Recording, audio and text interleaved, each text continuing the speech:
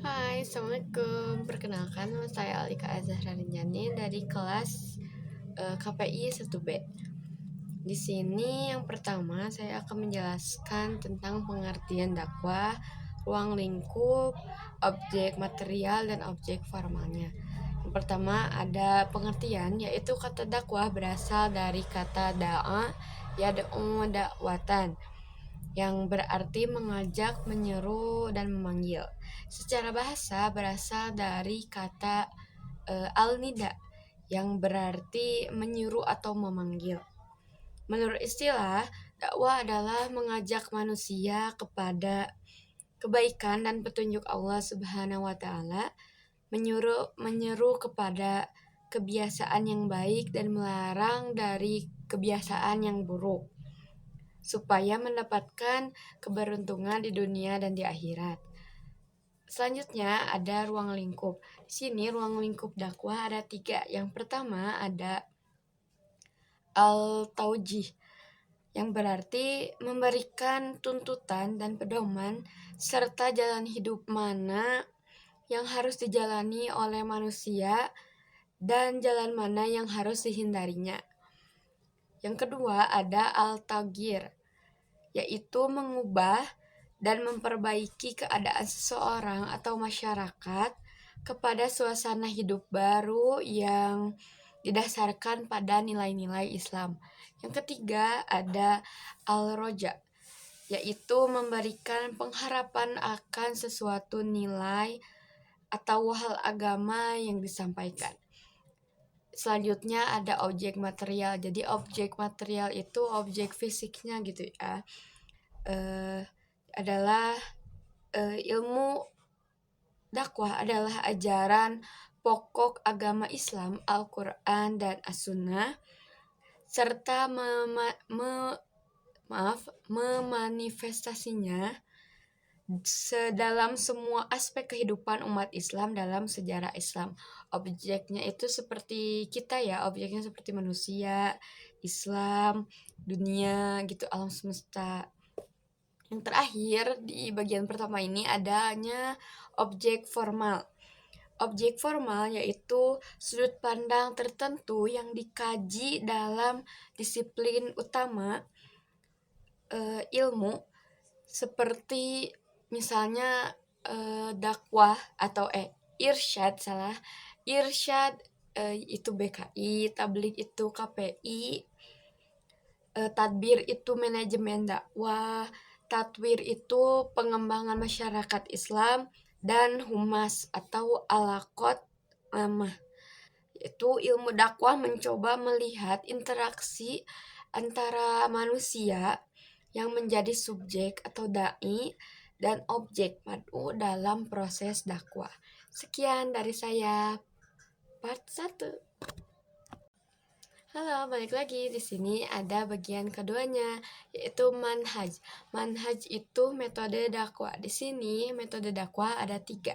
Yang pertama ada manhaj istinbat, atau dakwah merujuk pada Al-Quran dan As-Sunnah, yaitu adalah proses penalaran dalam memahami apa itu dakwah dengan merujuk atau mengacu dan menurunkan dari Al-Quran dan Sunnah. Pokoknya adalah teori. Jadi di dakwah ini adalah mengumpulkan ilmu-ilmu dari Al-Quran dan As-Sunnah dijadikan satu teori dan lalu didakwahkan gitu. Jadi tidak mengambil dari sumber yang asal, tetapi langsung sumber dari Al-Quran dan As-Sunnah. Yang kedua ada manhaj iktibas, yaitu dakwah dengan meminjam atau meminta bantuan dari ilmu-ilmu sosial.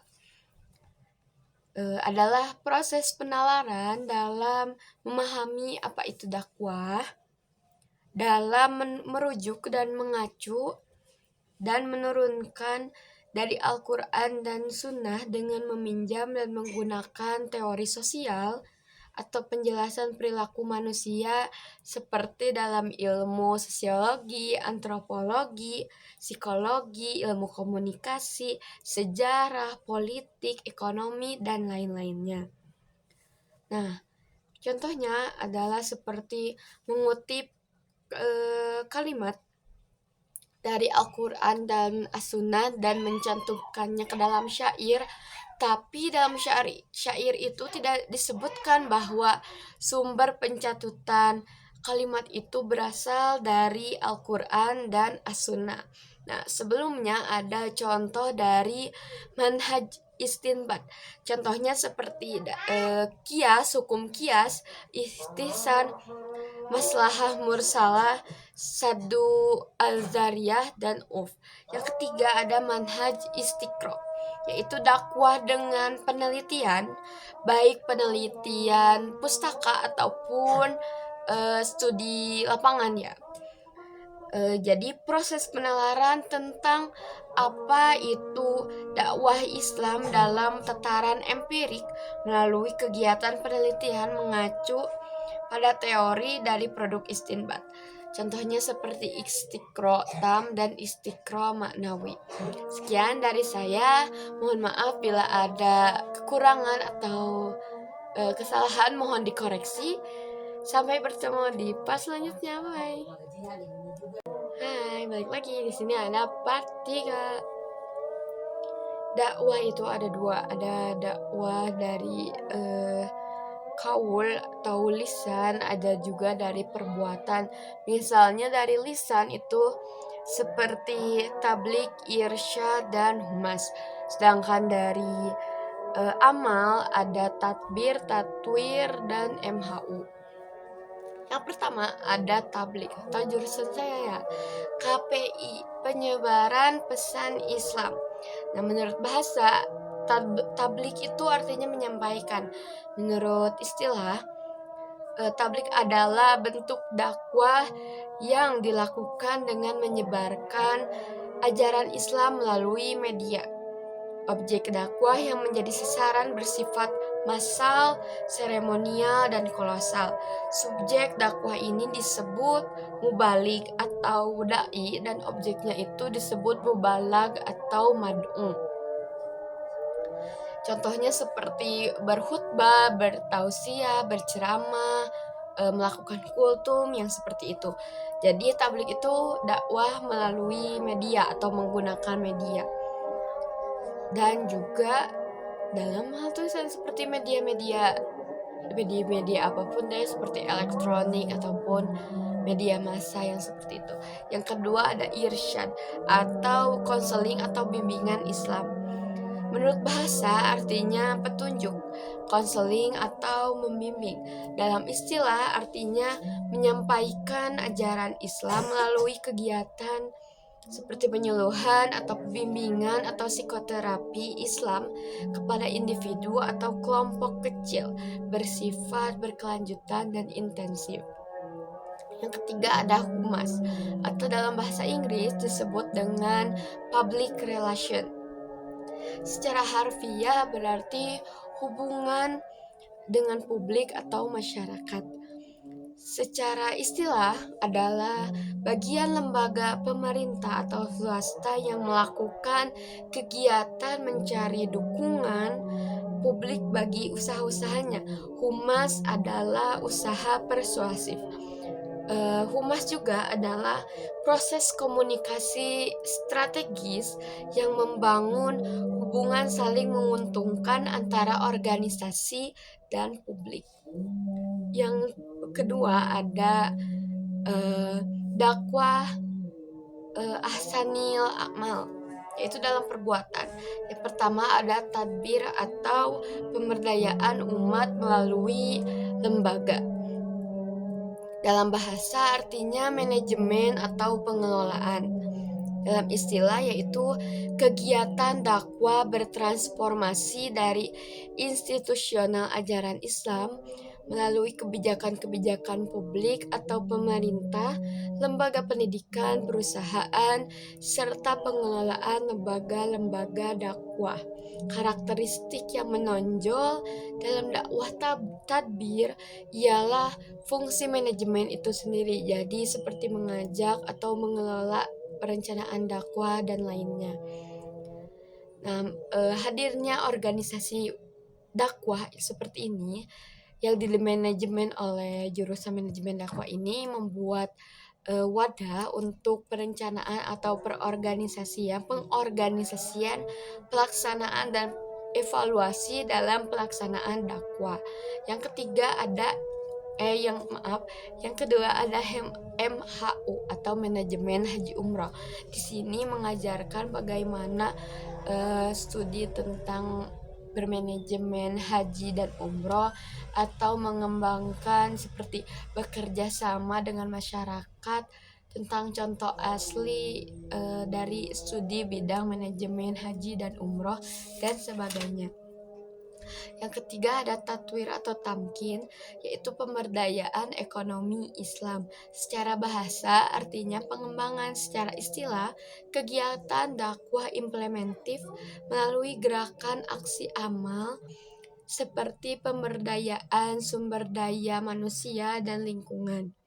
Bisa dilakukan dengan program pelatihan, pemberdayaan, pendamping desa, pengembangan ekonomi, pengadaan sarana baik pendidikan, keagamaan, dan lainnya. Nah, jadi ragam kegiatan dakwah meliputi menyampaikan, membimbing, memanajemen, dan mengembangkan umat dari segi keagamaan, pendidikan, dan sosialnya. Nah, sekian bagian 3. Dilanjut di bagian 4. Hai, di bagian 4. Nah, di sini ada konteks dakwah. Konteks dakwah itu ada 7. Yang pertama ada dakwah nafsiyah. Nah, dakwah nafsiyah itu terjadi dalam pikiran dari dalam diri sendiri gitu. Berdakwah untuk diri sendiri, untuk merefleksi, bermeditasi, introspeksi, atau memotivasi diri. Yang kedua ada dakwah fardiyah. Dakwah fardiyah itu seperti saya berdakwah kepada teman saya, misal seperti memberitahu, kenapa bajunya pendek sekali, seperti itu. Nah, ini masuk ke dalam dakwah irsyad, tadbir, dan tatwir.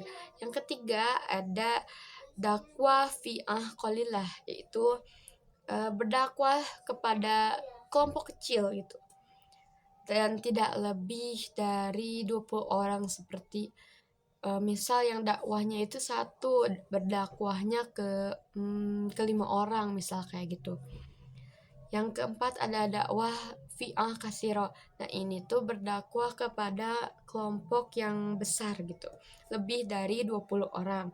Yang kelima ada dakwah jamaah, yaitu dakwah jamaah atau hizbiyah, yaitu misal seorang kelompok yang berdakwah ke kelompok lainnya atau seseorang yang berdakwah kepada jamaah organisasi umat muslim misal. Ada yang keenam ada dakwah ummah. Dakwah ummah itu seperti berdakwah dalam suatu majelis. Jadi dai-nya satu dan yang mendengarkannya halayak atau publik.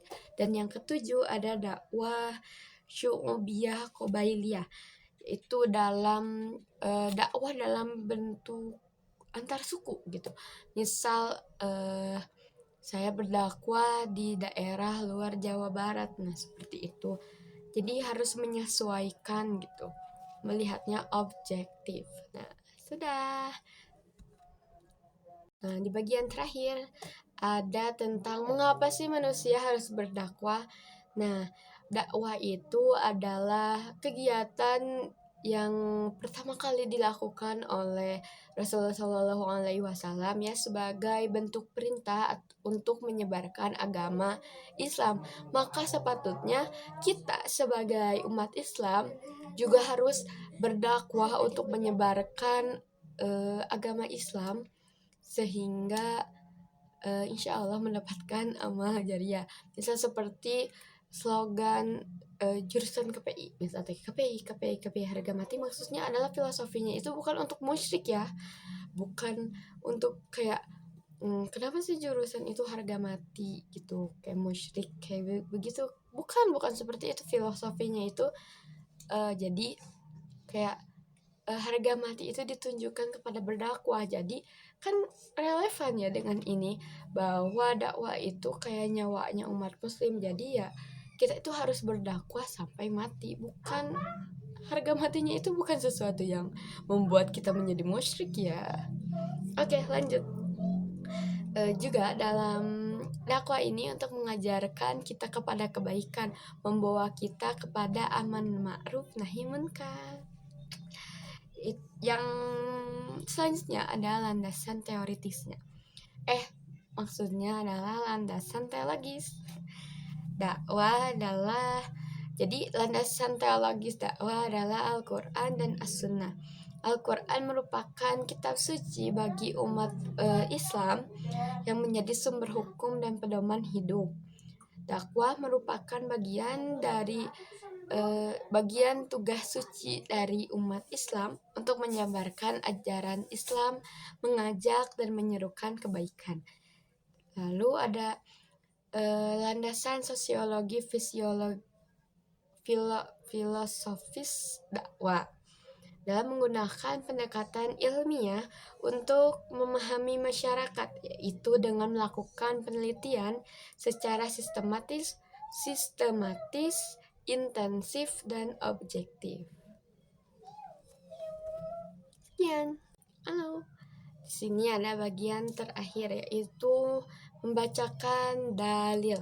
Nah, awal nih ya, disclaimer nih ya, ini warning. Mohon maaf bila tidak enak ya untuk didengar karena gak bisa ngelagam atau suaranya yang begini ya, serak-serak basah. Jadi mohon dikoreksi dan maafkan. A'udzubillahi minasyaitonirrajim.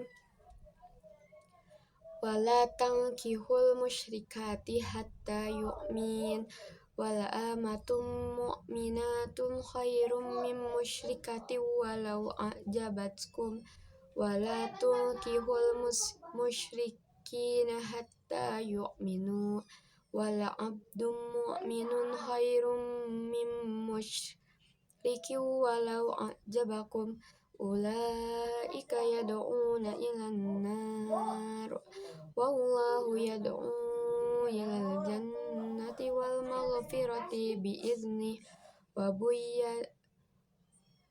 yubayyinu ayatihi linnasi la'allahum yatazakkarun.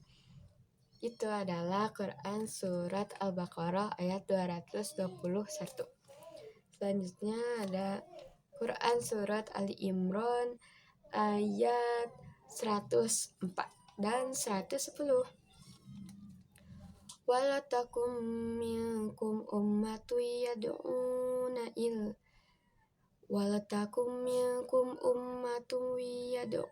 ilal khairi wa ya'muruna bil ma'rufi wa yanhauna 'anil munkar wa ulaika humul muflihun. Kuntum khaira ummatin ukhrijat linnasi ta'muruna bil ma'rufi wa tanhauna 'anil munkari wa tu'minuna billah walau amana ahlul kitabi lakana khairal lahum minhumul mu'minuna wa aktsaruhumul fasiqun. Selanjutnya ada dari Quran surat Al-Hijr ayat 94. Fasda' bima tu'maru wa a'rid 'anil musyrikin. Selanjutnya ada dari Quran surat An-Nahl ayat 125. Innama ju'ila sabtu 'alal ladzina ikhtalafu fi wa inna rabbaka layahkumu